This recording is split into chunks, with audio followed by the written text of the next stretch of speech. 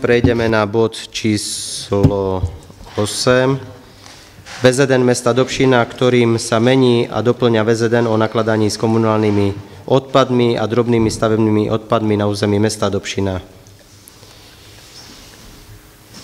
Poprosím. Díky. Čau, nakoľko došlo k novelizácii zákona o odpadoch číslo 79 z roku 2015, od 1.1.2025 pre mesta a obce začnú platiť nové legislatívne pravidlá na zber a zhodnotenie textilu, ktoré je potrebné zahrnúť do systému odpadového hospodárstva mesta. Na komisii a teda aj na Mestskej rade bolo odporúčené, že teda šatstvo a textílie možno odovzdať v zariadení na zber odpadov technické služby mesta Dobšina celoročne alebo v rámci zberu iných komodít triedeného zberu priamo spred rodinných domov po vyhlásení v mestskom rozhlase. Zároveň dochádza aj k zmene, nakoľko sme nemali, že odpad môže byť umiestňovaný aj do 240 litrových nádob a technické služby mesta Dobšina nás informovali, že teda také nádoby občania majú, tak z toho dôvodu doplňame, že je možné umiestňovať odpad do 110 litrových nádob, 120 litrových nádob aj 240 litrových a potom sú tie veľké tisícstovky a polopodzemné.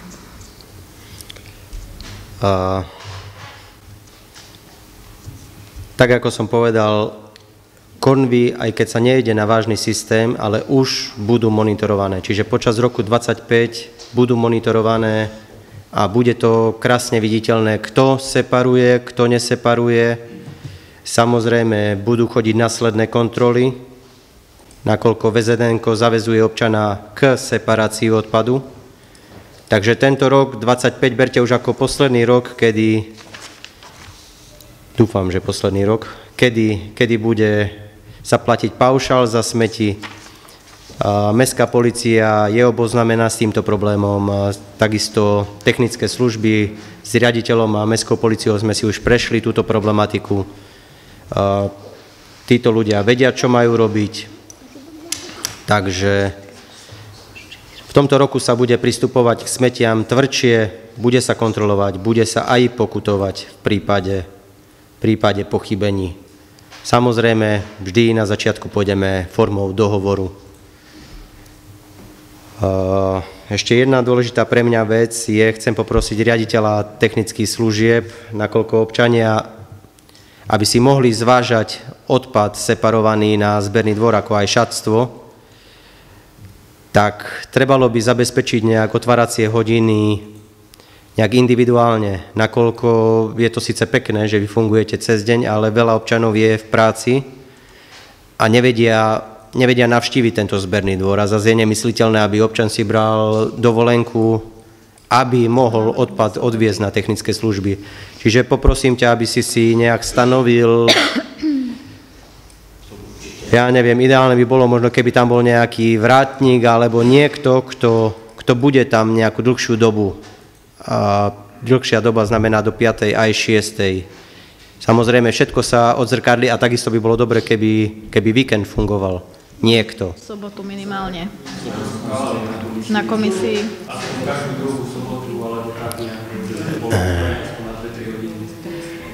Treba aj prostredníctvom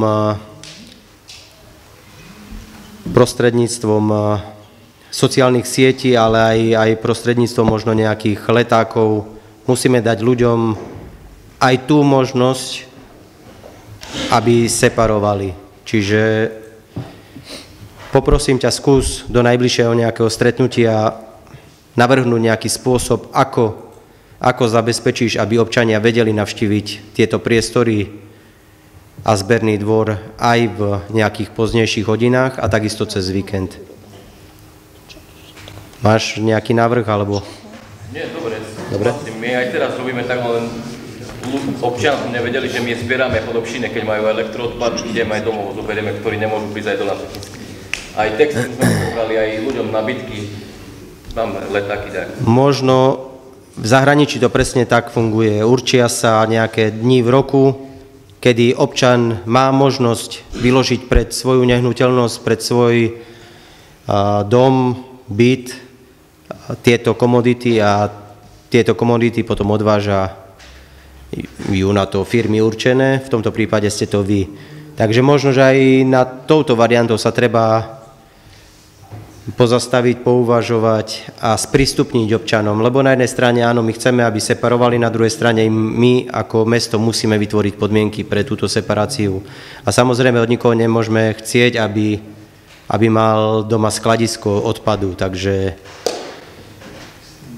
Toto vykladať, neviem, či je dobrý nápad, lebo v niektorých častiach mesta to vyhodia von, stále to zmizne, ale viac sa to niekde.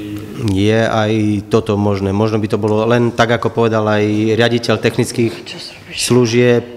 Zase nemôžeme od nejakého dôchodcu, dôchodkyne chcieť, aby nejakú veľkorozmernú skriňu odnesla na technické služby, alebo aby si bola nútená platiť nejakú službu. Čiže neviem, je to aj na tebe, skús si zvážiť, či to budete nejak individuálne riešiť, niekto sa vám vie nejak ohlásiť a vy prídete, zase to je tiež už taká služba.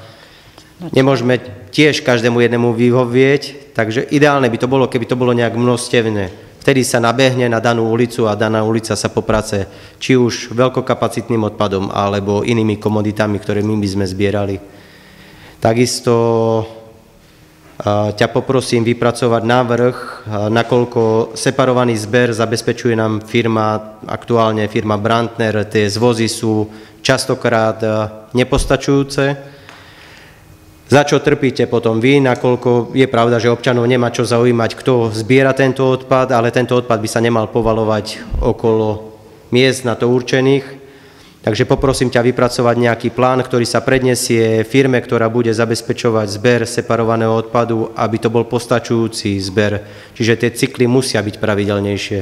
Keď, možno, že nie pre všetky komodity, možno, že pre papier ako taký, alebo iné komodity. Takže toto je ďalšia tvoja úloha. Priprav nejaký plán, ktorý prednesieme firme, ktorá bude zbierať odpad. Marian? Tani.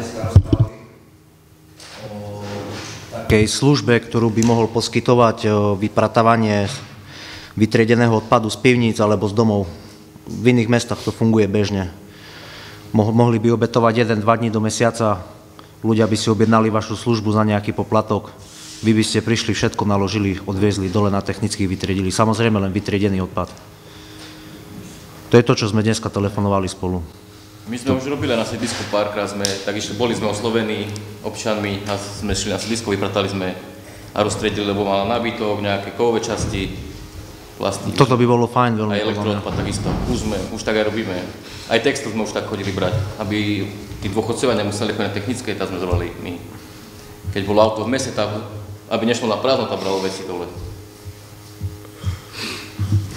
Není s tým tak ak nosíme teraz kandy občanom, nebudeme stále tak aj dobre. Novú doneseme, starú vezmeme, očiskujeme, doneseme dole. Keď sme pri tých kanvách, jednoznačne sa povedalo, kanvy musia spĺňať nejaký charakter konvy. Nebudú to hybridné konvy, nebudú to konvy. Žiaľ, niekto môže mať aj dobrú konvu, ale je to zastaralý model, ktorý sa nedá zdvihnúť novým smeterenským autom. Bolo mi možno ideálne, keby si vysvetlil, prečo doteraz to bolo možné zbierať s našimi starými smeterenskými autami a prečo to nie je možné zbierať s novým smeterenským autom. Staré smeterenské auta boli upravené, manuálne spekskou odrezané, boli väčšie drážniky robené na smeterenskom aute, na ktoré pasovali tie staré konie, čo mali tyčky. Toto smeterenské auto je nové, v záruke je tam váha, nemôžeme to ani zasahovať, ani nič do v záruke, aby sme porušili možno aj váhu tam, alebo snímači, ktoré sú tam a porušili na záruky, takže nie. Musíte si občania vymeniť, my sme im ponúkli aj sklad, ktorí nemajú na to. U nás kanva stojí 40 € z dovozu, no vozom staré kanvy, lechové by ani nemyslím, že mali starosti. Ďakujem. Miro?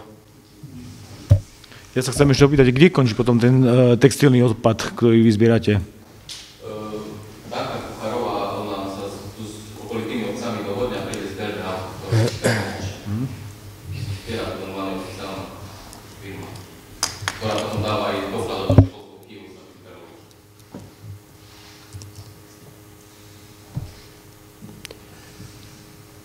Poprosím ťa, poslanec. Ja by som to navrhoval, ten textil, nedával by som to na nejaké poobede, ja by som skôr bol za to, aby sa to robilo v sobotu, že by sa to dalo na taký termín, aby aj oni neboli zaťažení po obede.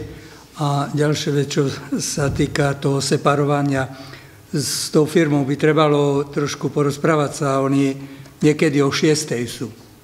U nás, keď na ulici necháš o 6. vrecia vonku, tak si môžeš predstaviť, že čo z nich je.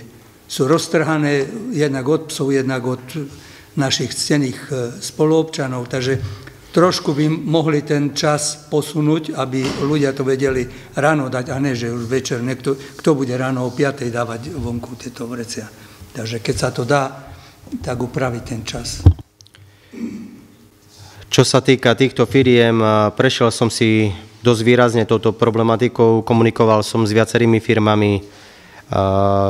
Jednoznačne sú nedostatky, na ktoré som prišiel. Tieto nedostatky budú zakomponované aj v zmluvách, ale bude to aj na základe ústnych dohôd. Myslím si, že tento rok 2025 bude iný už aj v tom, že tie podmienky by sa mali zlepšiť pre občana ako takého. Nemal by pociťovať tieto nedostatky. Takisto o chvíľu sa blížime k VZN-ku za komunálny, ale aj za separovaný odpad. Všetky pripomienky, poprosím vás, ja mám veľa vecí spísaných, no vy môžete mať nejaký iný pohľad a nejaké iné postrehy, ktoré samozrejme budem len a len rád, keď mi prednesiete alebo spíšeme ich, aby som potom vedel diskutovať s týmito firmami o službách, ktoré nám poskytujú. Neviem, má ešte niekto niečo k tejto téme? Poprosím o prečítanie návrhu na uznesenie. Mestské zastupiteľstvo mesta Dobšina schvaľuje všeobecné záväzné nariadenie číslo... Vieme číslo? Nevieme. Nikto ma nepočúva? Nikto ma nepočúva? Číslo? Číslo aké? Dobre. Ktorým sa mení a doplňa všeobecné záväzné nariadenie číslo 196/2023 o nakladaní s komunálnymi odpadmi a drobným stavebnými odpadmi na území mesta Dobšina. Dávam hlasovať, kto je za tento návrh.